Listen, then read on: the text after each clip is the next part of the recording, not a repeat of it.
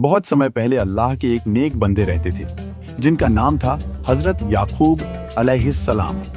उनके 12 बेटे थे और उनमें सबसे छोटे और प्यारे बेटे का नाम था यूसुफ। यूसुफ अलैहिस्सलाम बचपन से ही बेहद खूबसूरत, मासूम और नेक थे। अल्लाह ने उन्हें ऐसी रौनक दी थी कि जो भी देखता बस देखता ही रह जाता।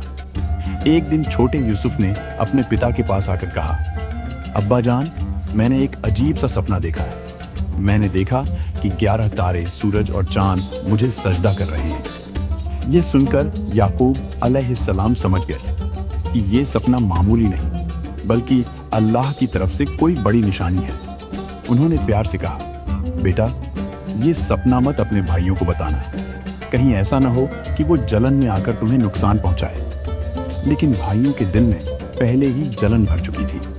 उन्हें लगता था कि हमारे अब्बा यूसुफ से ज्यादा मोहब्बत करते हैं, और यही हसरत धीरे धीरे नफरत में बदल गई। एक दिन सब भाइयों ने आपस में सलाह की, अगर यूसुफ हमारे रास्ते से हट जाए तो अब्बा हमें ज्यादा चाहने लगेंगे। फिर उन्होंने तय किया कि यूसुफ को किसी तरह खत्म कर देना चाहिए।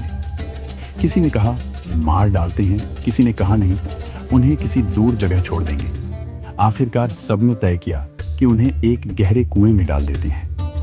वो सब यूसुफ को खेलने के बहाने बाहर ले गए। मासूम यूसुफ को कुछ पता न था। खेलते खेलते वो उन्हें एक कुएं के पास ले आए।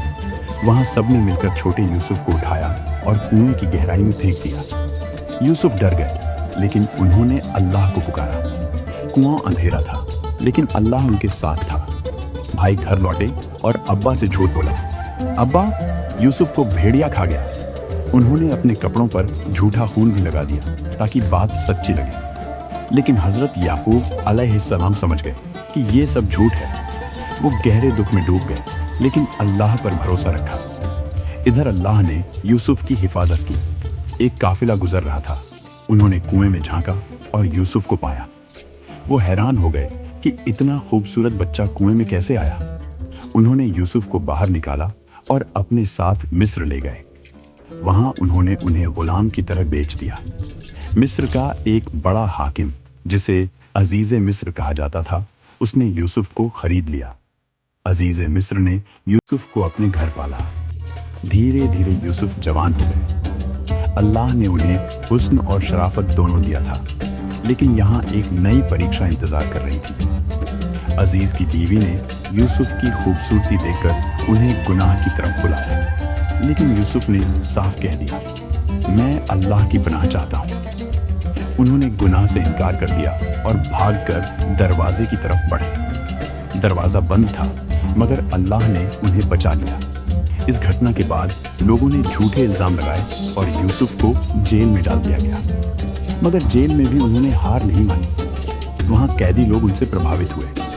उन्होंने सबको अल्लाह की इबादत और उसकी तौहीद का पैगाम दिया। इसी दौरान मिस्र के बादशाह ने एक अजीब सपना देखा।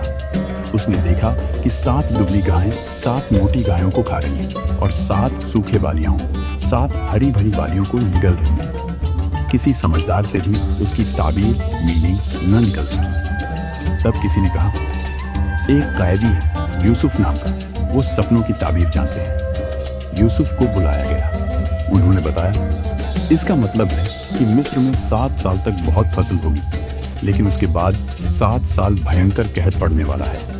अगर आप पहले 7 साल अनाज जमा कर लें तो बाद में लोग भूखे नहीं मरेंगे। बादशाह उनकी हिकमत और ईमानदारी से प्रभावित हुआ। उसने कहा, आज से तुम मिस्र के खजानों के जिम्मेदार हो। और इस तरह यूसुफ जेल से निकलकर मिस्र के मंत्री बन गए। जब कहत का दौर आया तो चारों तरफ लोग अनाज लेने मिस्र पहुंचे। यूसुफ के भाई भी वहां आए, लेकिन वो उन्हें पहचान न सके। यूसुफ ने उन्हें अनाज दिया और धीरे धीरे सच्चाई सामने आई। जब भाइयों ने जाना कि ये वही यूसुफ है जिन्हें उन्होंने कुएं में डाला था, तो वो शर्म से झुक गए। लेकिन यूसुफ ने बदला नहीं लिया। उन्होंने कहा, आज तुम पर कोई इल्जाम नहीं, अल्लाह तुम्हें माफ करे। आखिरकार यूसुफ ने अपने पिता याकूब को भी मिस्र बुला लिया। जब पिता और बेटे की मुलाकात हुई तो याकूब की आंखों से आंसू बहने लगे। उन्होंने अपने छोटे से बेटे को गले लगाया। اور یوسف نے محسوس کیا کہ ان کا سپنا اب پورا ہو گیا ہے۔ وہ سپنا جس میں سورج، چاند اور 11 تارے انہیں سجدہ کر رہے تھے، وہ دراصل ان کے پتا، ماں اور 11 بھائی تھے جو ان کے سامنے جھکے ہوئے تھے۔ یوسف نے کہا، یہ میرے رب کا وعدہ تھا جو آج پورا ہوا۔ اللہ نے میرے ساتھ بڑا کرم کیا۔ اس پوری کہانی سے ہمیں یہی سبق ملتا ہے کہ جو انسان اللہ پر بھروسہ رکھے، صبر کرے اور گناہ سے بچے، اللہ اسے دنیا اور آخرت دونوں میں سرفراز کرتا ہے۔